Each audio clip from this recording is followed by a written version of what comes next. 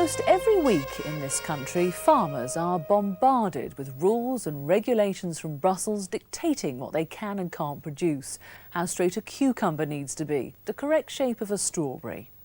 But last month, a visit by two women to the West made such worries pale into insignificance.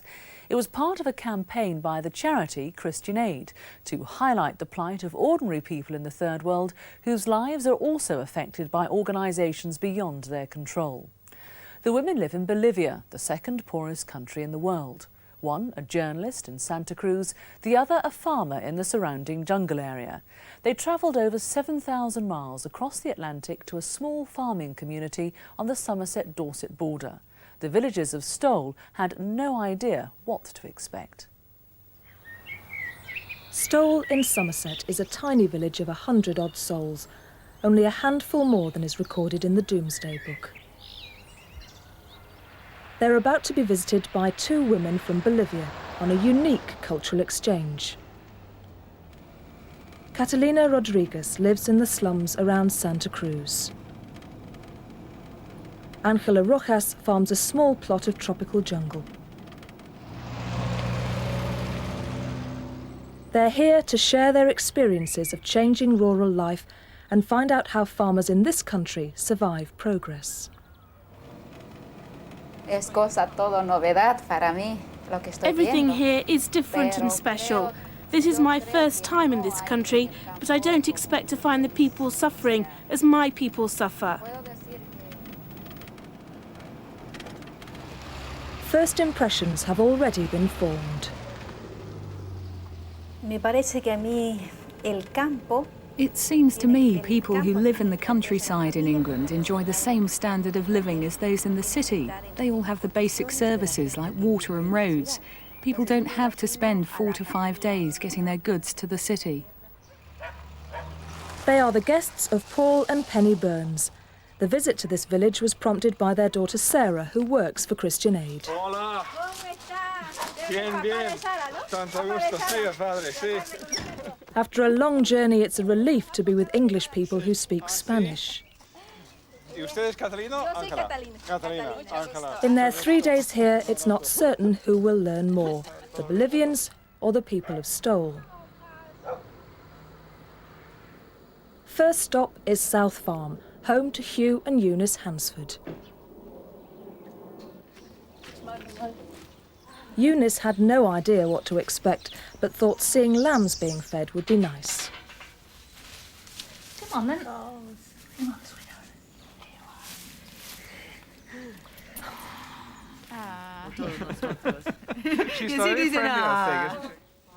They are amazed that milk is being fed to lambs.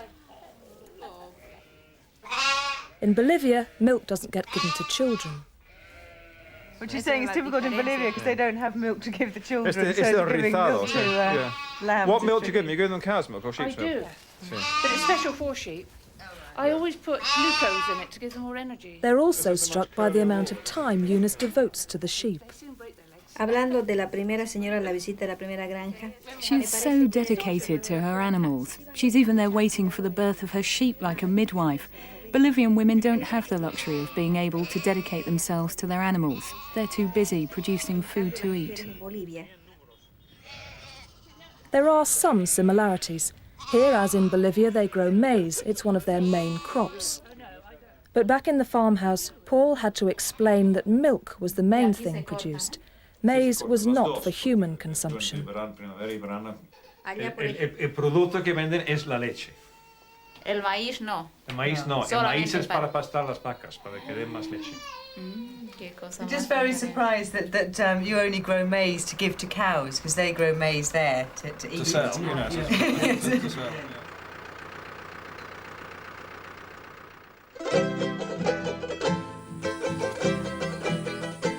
Angela's experience of farming is a world away.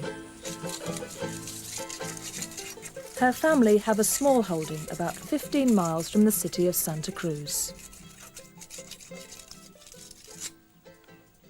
The main crop is bananas.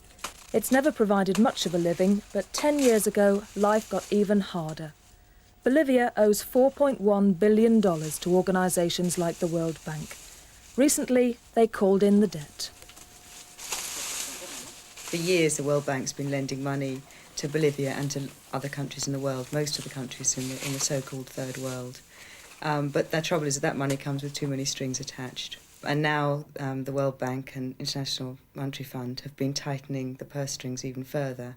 And they've forced countries like Bolivia to completely change their economies. The whole economy's had to be completely restructured, basically to generate foreign earnings, generate income. The Bolivian government issued a decree in 1985 that made the country a free market economy, literally overnight. Pero demasiado ha decaído. Things have gone from bad to worse. Things cannot go on as they are. With regards to the debt, we haven't benefited by 10 cents from the money that was borrowed, but now it is us who are having to repay it. It's so unfair. Así estén las cosas. Once the bananas are picked, they're packed into baskets to take to market. Once she just competed with other farmers. Now the same goods flood in from other countries, and at a much cheaper price. Durante los 10 años de cambio que vivimos. 10 years ago, we could sell rice and bananas.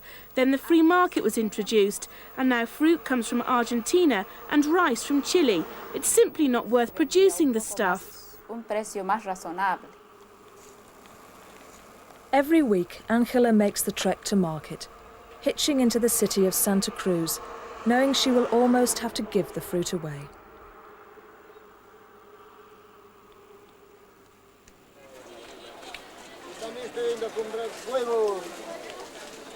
Teníamos más libertad para poder vender.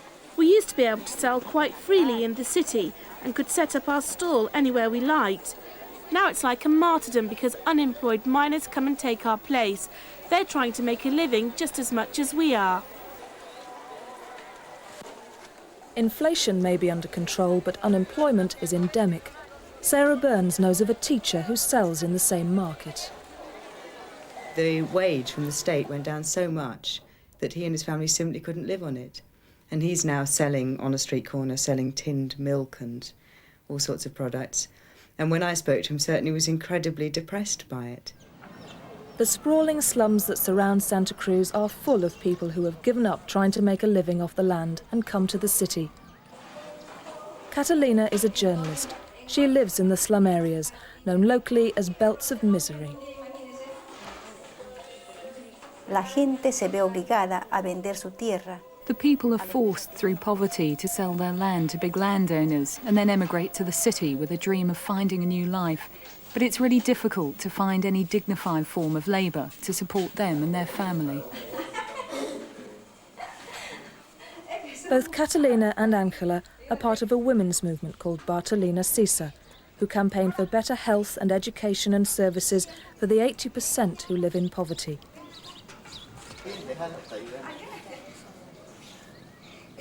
This is a dining room run by Bartolina to provide cheap food for the children of unemployed families. Los hombres han perdido el trabajo. Men have lost their jobs, so family income has been cut. These days we work harder to earn less, we eat less and live in worse conditions. The hospitals don't have the money to buy medicine, so we have to buy them. If we can't, often we have to watch our children die.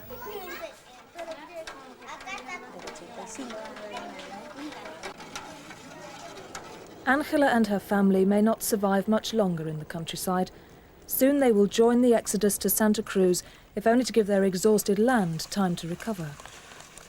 Estamos conscientes de que de un momento We a are otro aware puede that things cambiar change day to day and are likely to get worse, but we will never sell the land. We may need to leave it fallow to recover its fertility, but that could take 10 to 15 years. Meanwhile, we have to find some form of work, some way of earning a living to bring up our family.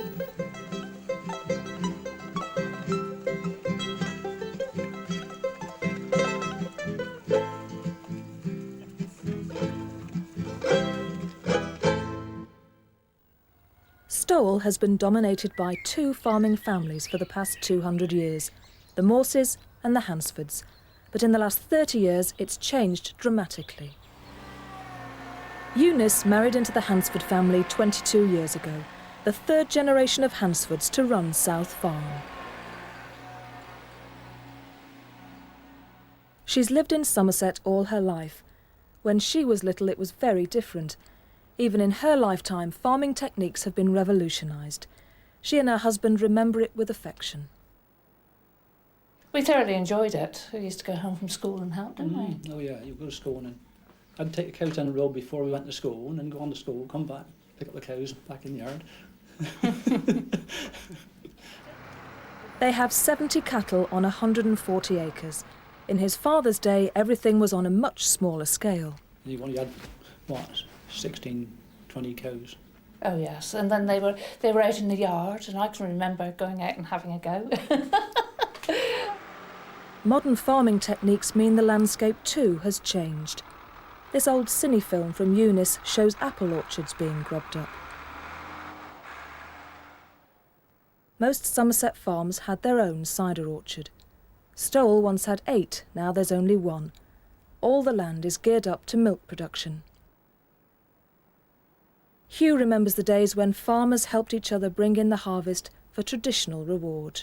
Everybody joined in, whoever was round, you go from one farm to the other. And you had the cider jar, you know, the photographs. Well, that was the idea, you had the cider, each farmer had some cider somewhere, so you moved from one farm to the other, going on round, and who helped one another out as they come along. And it was bread and cheese, I think they used to take out to the fields, bread and cheese and cider. Hugh's father was famous for his cider. His sister Sybil remembers her father's friends coming to the farm on Sunday mornings. There was one cup that went round and round and round, and he'd keep filling it up. So by 1 o'clock or 1:30, they didn't know how much they'd had.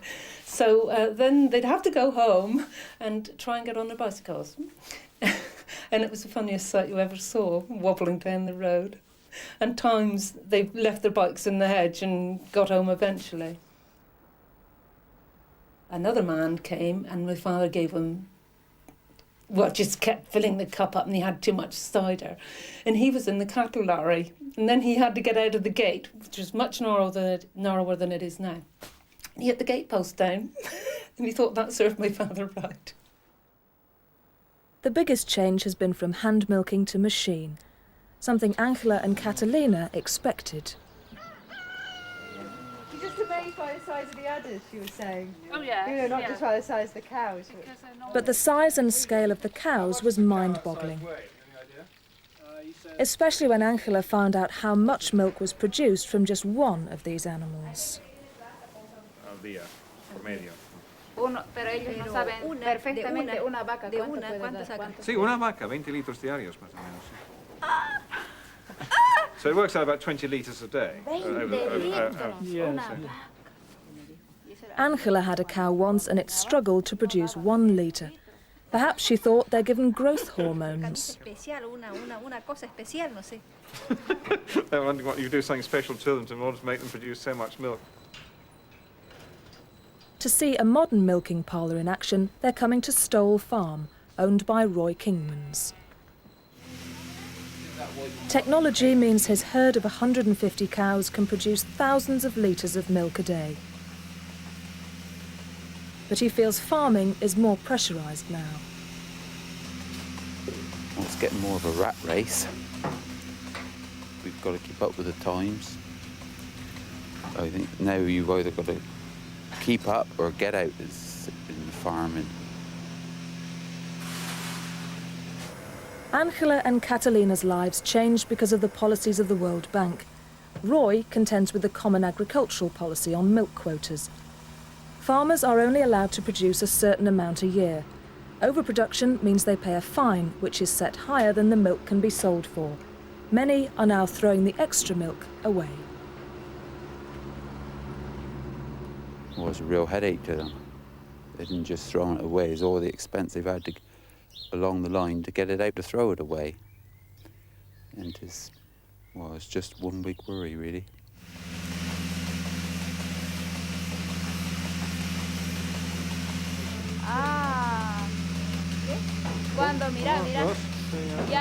Catalina and Angela have never seen milking by machine, or so much milk.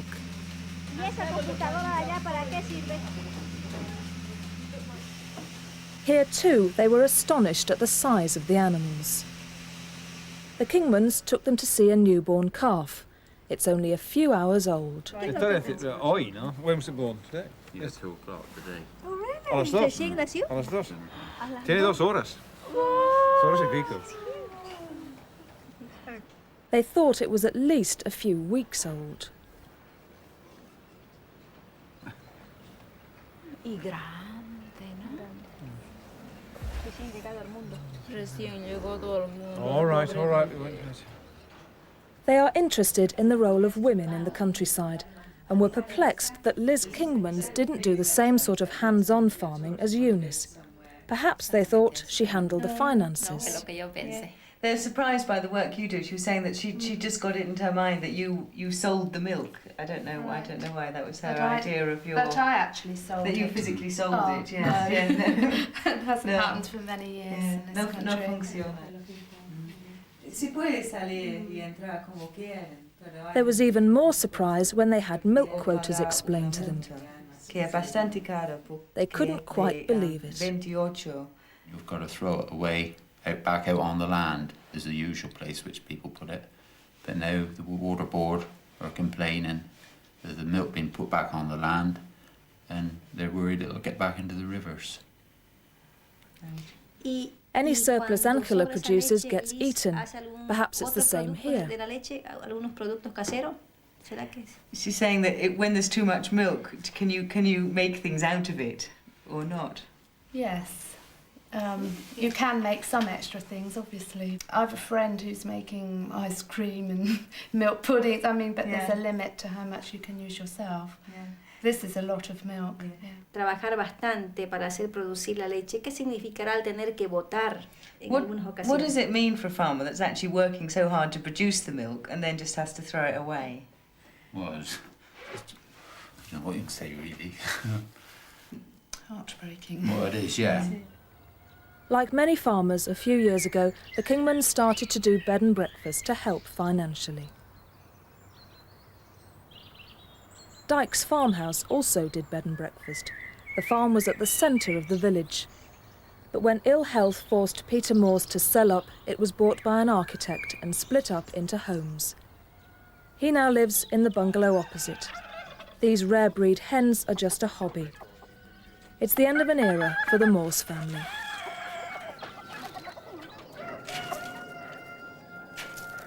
It's not such a family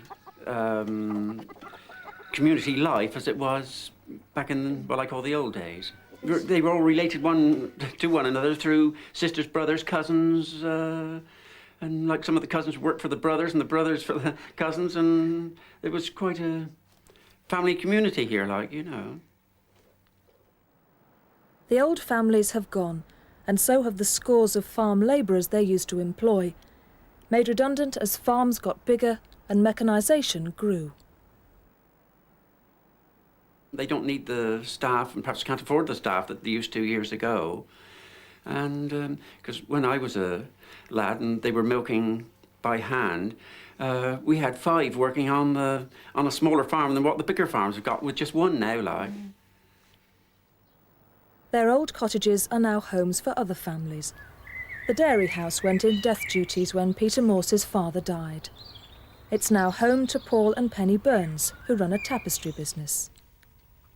It's a real cottage industry, employing women from Stowell and surrounding villages to help paint the designs and pack them into kits to sell in big London stores. It's one of the few crossover points where the old and new village life meets. I think it's largely still 2 separate communities. The farming families have been here for a very long time, and the newer immigrants like us. But I think gradually we're all becoming a bit more integrated. Certainly, I mean, it made a big difference as far as we're concerned.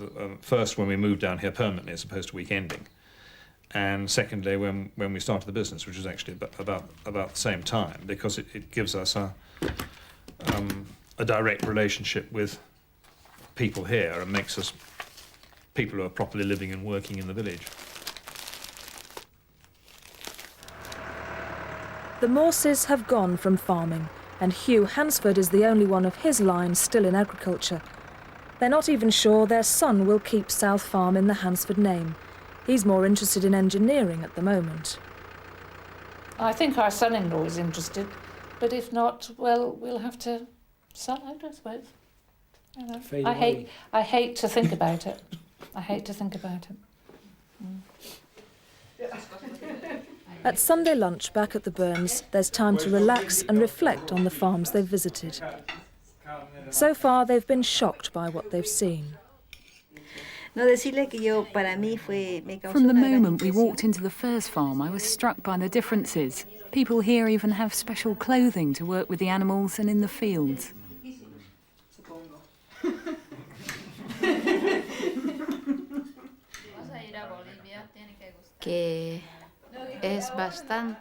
There are a lot of things here, things that make life easier, whereas in Bolivia we have to do everything by hand. Here, even clearing weeds from the fields is done by machine. The most shocking thing was the idea of producing so much milk only to throw it away. Pero cosa injusta para mí que botan la leche. It seems to me very unjust that milk is thrown away here. I don't think it's simply the case that milk is not needed. Here too there are beggars, and I'm sure they could do with some milk. I'm never going to be able to forget milk being thrown away. It's something that's very painful to witness.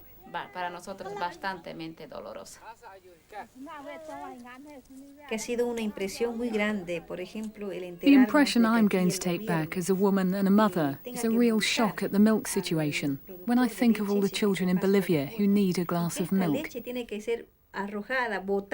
We produce the kits for our customers to make. In the afternoon, they're introduced to a less shocking but equally amazing concept of people who live in the countryside yet don't work the land, something that wouldn't happen in Bolivia.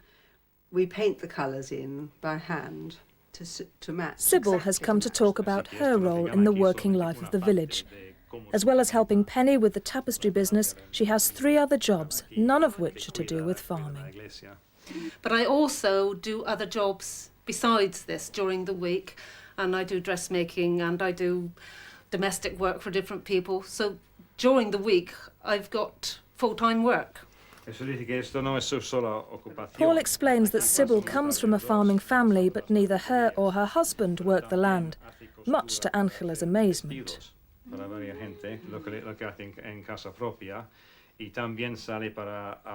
idea that people would actually voluntarily live in the country, if they hadn't got to live in the country in order to make a living out of the farmland, is basically what surprised them, I think, don't you? Yes, I mean, I think living as they do, they just can't have the luxury of the sort of romantic English obsession with a rural idyll. In Bolivia, only poor farmers live in the countryside. The majority of big estates are in the hands of landowners who live in Santa Cruz. They live in the city and devote their time to other activities and not to agricultural production.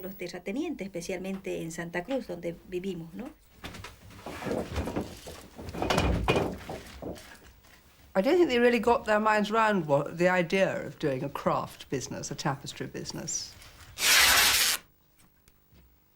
The idea that anyone would sit in the evenings and spend ages and ages stitching away at something because they enjoyed stitching away at something was fairly foreign, wasn't it?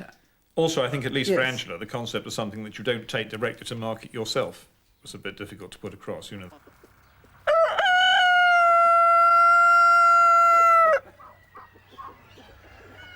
Their final visit is to Peter and Heather Moores.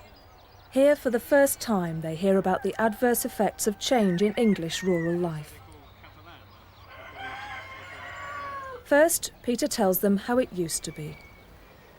I took over when my father died, when we were milking by hand at that time, hand milking. And it was hard work at that time. But as hard as it was, I still look at it as the good old days. I still think it was. When people used to come from the other villages and help you haymaking by hand, like, and you used to give them bread and cheese and cider, and they didn't want money. Money didn't come into it, like, and you had more friends, like. como la vinga que tenemos en Bolivia, Sí. que todavía mantenemos un poco en Bolivia. You said in Bolivia they still live on that sort of level, you know, they're still in that sort of period where people come and help. They agree with Peter that the growth of mechanisation and the loss of small farms has destroyed part of the community. The centre of the village is mostly homes of non-farming families now, including what used to be the school and the village hall. Only the church remains for the whole community to meet in.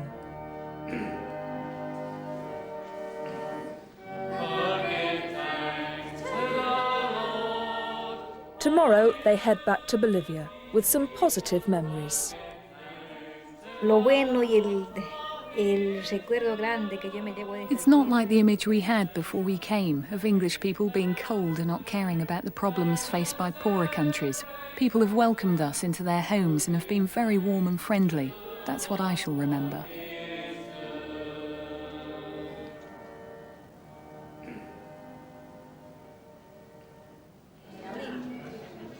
And what impression had they left on the village of Stowell? Marvellous, yes. They were a real sort of a conversion experience almost for the village.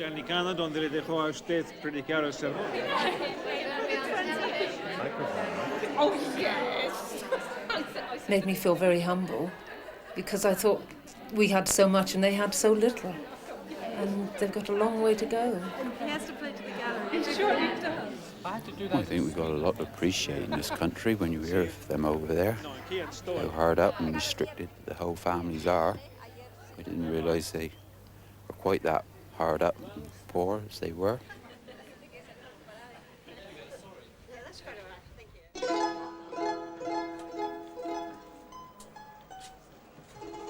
Back in Bolivia, Angela hopes their visit has done something to publicise their plight.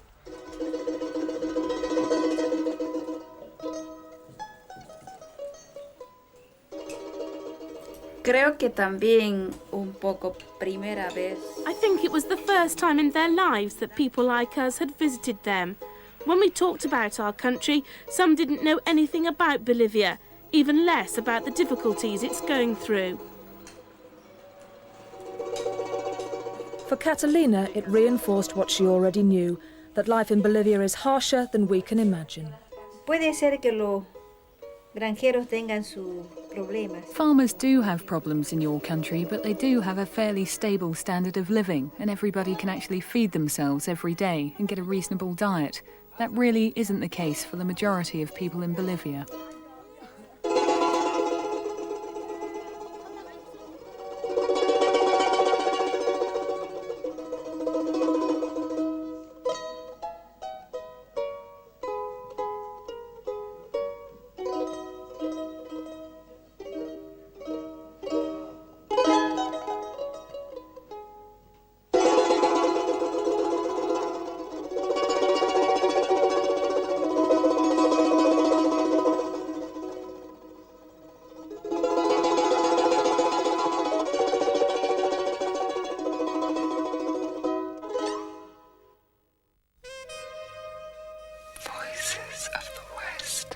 Does it worry you that we're throwing away good food while people in Bolivia are starving? Could we, or should we, in the West, be doing more to help poorer countries? Join me now for Voices of the West on your BBC local radio station. The number to call is 0345 665555.